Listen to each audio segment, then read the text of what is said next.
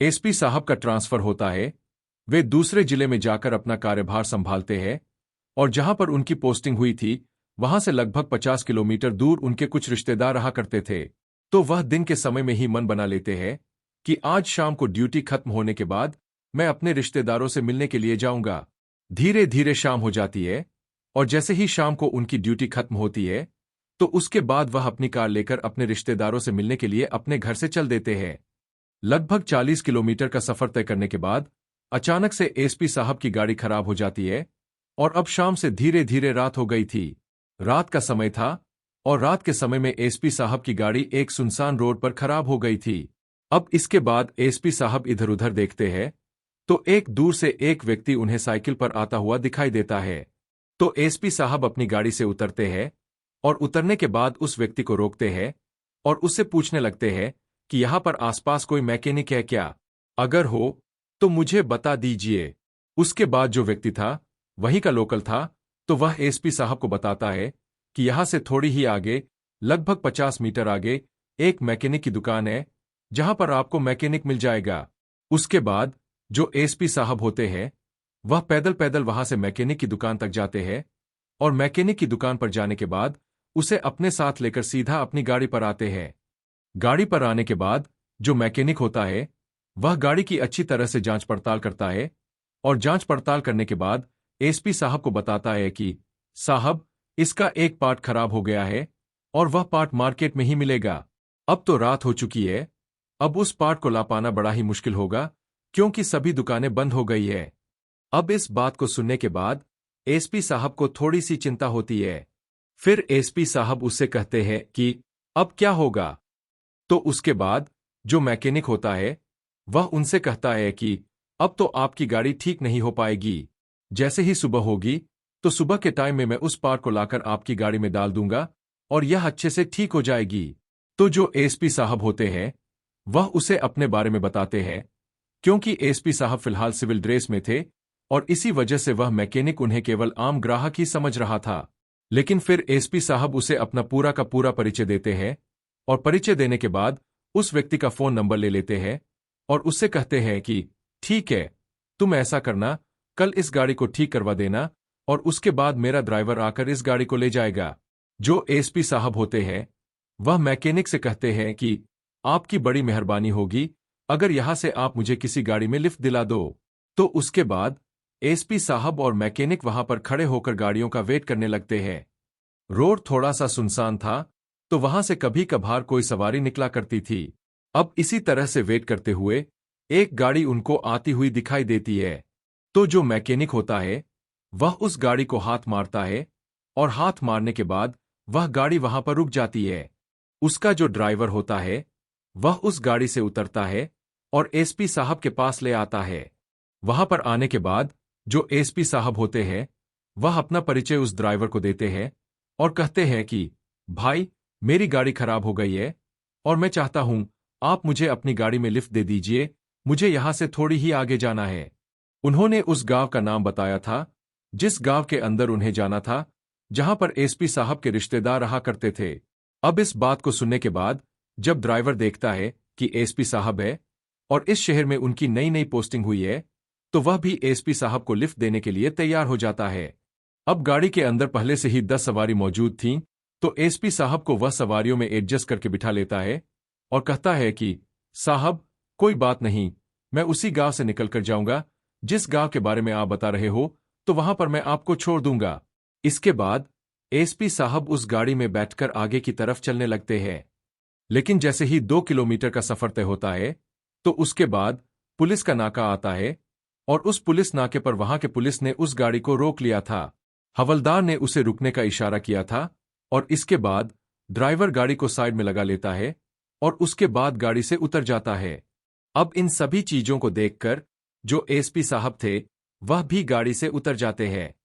तो जो हवलदार होता है वह ड्राइवर से गाड़ी के कागज मांगने लगता है। इसके बाद ड्राइवर गाड़ी के कागज दिखाता है। कागज पूरी तरह से कंप्लीट थे, कोई भी दिक्कत नहीं थी।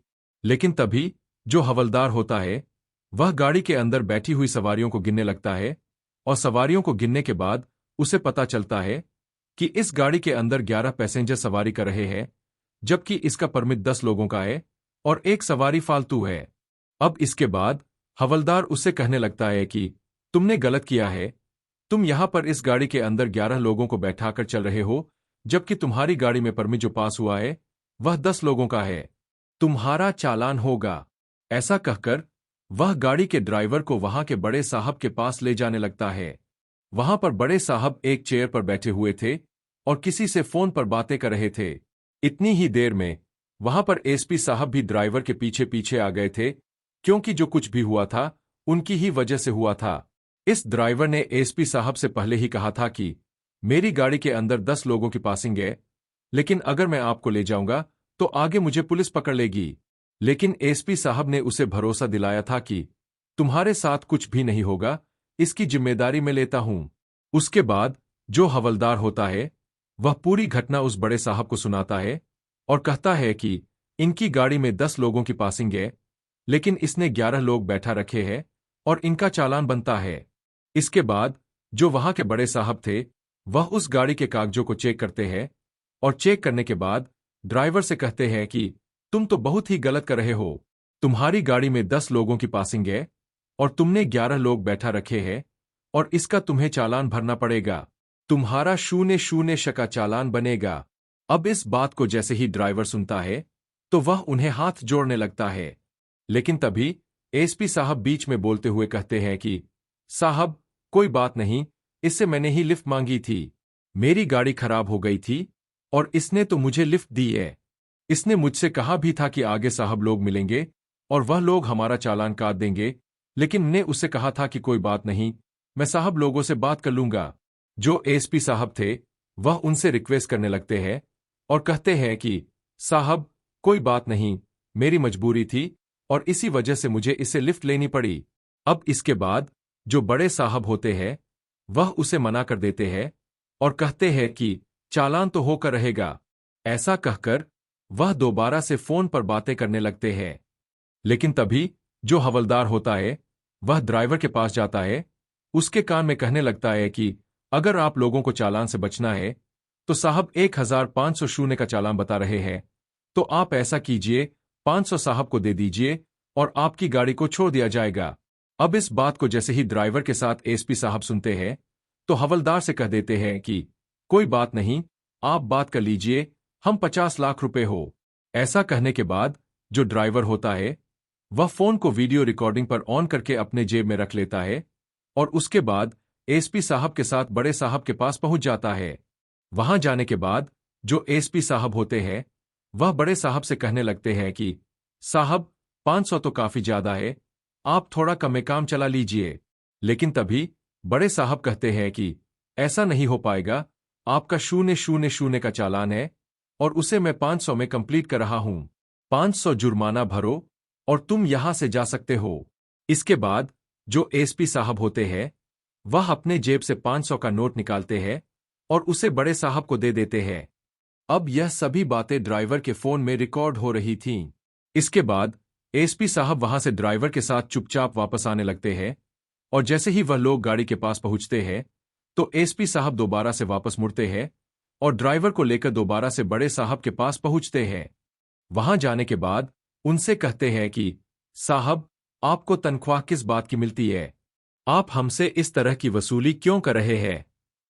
अब इस बात को सुनकर जो बड़े साहब होते हैं वह थोड़ा सा गर्म हो जाते हैं और हवलदार को बुलाकर कहने लगते हैं कि हवलदार, इन लोगों का चालान काटो। लेकिन तभी जो ड्राइवर होता है वह कहने लगता है कि साहब, हमने तो आपको 0-0 दे दिए हैं, फिर हमारा चालान क्यों? तो बड़े साहब कहते हैं कि तुम लोग जो होशियारी दिखा रहे हो इसकी वजह से तुम्हारा चालान होगा। तुम्हारे 0-0 भी जाएंगे, अलग से 0-0 का तुम्हें फाइन भी भरना पड़ेगा और मैं तुम्हारा चालान काट रहा हूं।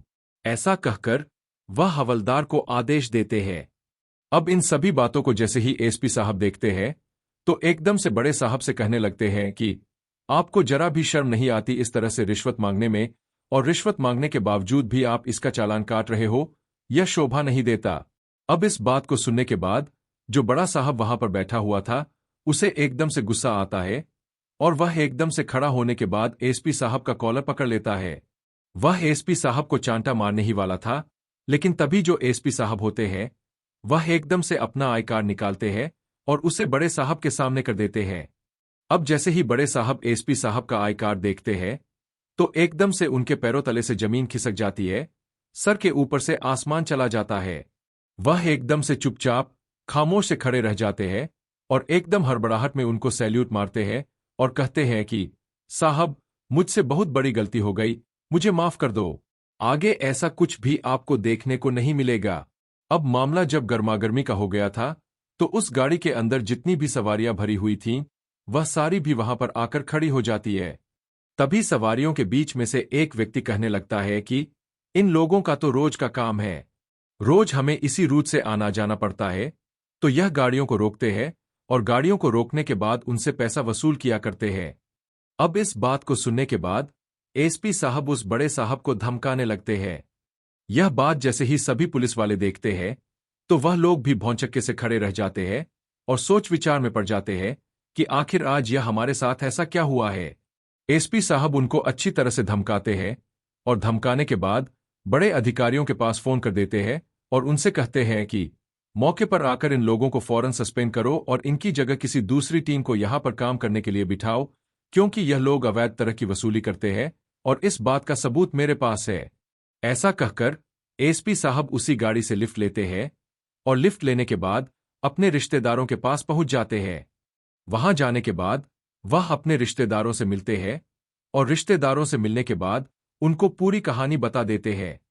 उसके बाद जो उसके रिश्तेदार होते हैं वह भी उसे बताते हैं कि यहां पर तो यह आम बात है और यहां की पुलिस अक्सर ऐसा करती रहती है। लेकिन एसपी साहब उनसे कहते हैं कि आगे से ऐसा नहीं होगा। मैंने उन सभी को सस्पेंड करवा दिया है और उनके खिलाफ मैं कोर्ट में कार्यवाही भी करूंगा। इस बात का सबूत मेरे पास है और मैं उस सबूत को लेकर कोर्ट तक जाऊंगा।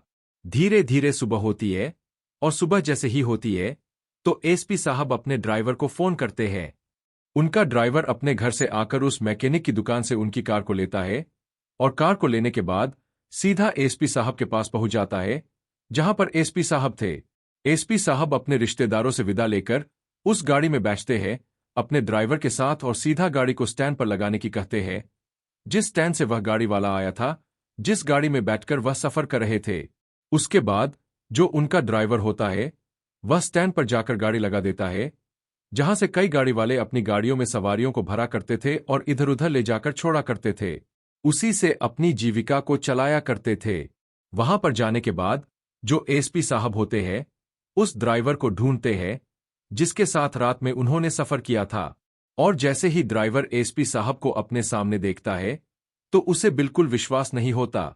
उसके बाद जो ड्राइवर होता है वह उन्हें स्टैंड के अंदर बैठाता है और बैठाने के बाद सभी ड्राइवर उसके चारों तरफ खड़े हो जाते हैं। उसके बाद एसपी साहब ड्राइवर से कहते हैं कि आप लोगों को पुलिस की वजह से जो भी प्रॉब्लम होती है उसके लिए मैं क्षमा चाहता हूं। हमारे कुछ अफसरों की वजह से ऐसा कुछ हो रहा था, लेकिन उन लोगों के खिलाफ सख्त से सख्त कार्रवाई होगी और आप लोगों को अगर आगे किसी भी तरह की कोई परेशानी हो तो आप लोग मुझसे डायरेक्ट फोन पर संपर्क कर सकते हैं। एसपी साहब उस ड्राइवर से वह वीडियो लेते हैं जो उसने रात में रिकॉर्ड की थी और उस वीडियो को लेने के बाद सभी ड्राइवरों को हिदायत देते हैं कि आप लोगों को अपने कागज पूरे करके अच्छी तरह से चलना है और उसके बाद भी अगर आपको पुलिस परेशान करे तो आप बेझिझक मुझ पर फोन कर सकते हो। ऐसा कहकर एसपी साहब वहां से अपने ड्राइवर के साथ बैठते हैं और सीधा अपनी ड्यूटी पर चले जाते हैं। वहां जाने के बाद जो एसपी साहब होते हैं उन पुलिस वालों पर कार्रवाई करते हैं और उन लोगों को कोर्ट में पेश किया जाता है और कोर्ट में पेश करने के बाद एसपी साहब सबूत के तौर पर उस वीडियो को कोर्ट में पेश कर देते हैं। अब जैसे ही वीडियो कोर्ट में पेश हुआ तो उसके बाद जज साहब उन सभी पुलिस वालों को सजा सुना देते हैं जो वहां पर उस नाके पर अवैध वसूली कर रहे थे और उनका साथ दे रहे थे। सभी पुलिस वालों के खिलाफ उचित कार्रवाई की जाती है। इधर जो एसपी साहब होते हैं वह अपनी ड्यूटी को ईमानदारी और मेहनत से किया करते हैं और चारों तरफ इस बात का हल्ला मच जाता है कि यहाँ के एसपी साहब ने ग्राउंड लेवल पर जाकर इस तरह की तहकीकात की है।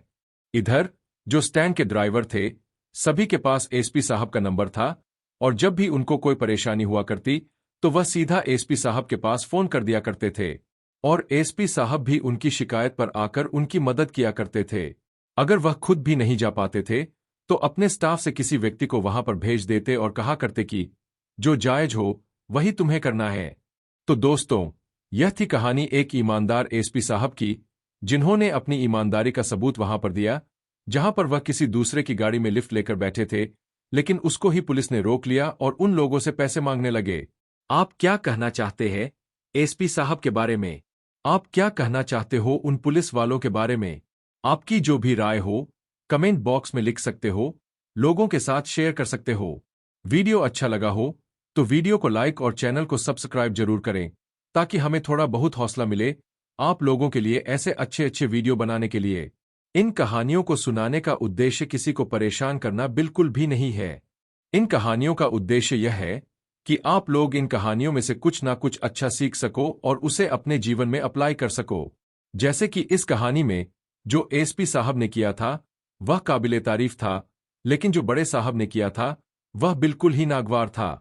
और अक्सर लोग वीडियो पर कमेंट करते हैं कि 100% पुलिस वाले ऐसे ही होते हैं, तो आप लोगों को बता देना चाहता हूं कि सभी पुलिस वाले ऐसे नहीं हुआ करते। अगर कुछ बुरे लोग होते हैं तो कुछ अच्छे लोग भी होते हैं, जैसे कि एसपी साहब। सभी को एक बराबर समझना बिल्कुल भी अच्छी बात नहीं है। बाकी मिलते हैं किसी अगली वीडियो में नए टॉपिक के साथ। तब तक के लिए जय हिंद, जय भारत। आप सभी का बहुत बहुत धन्यवाद।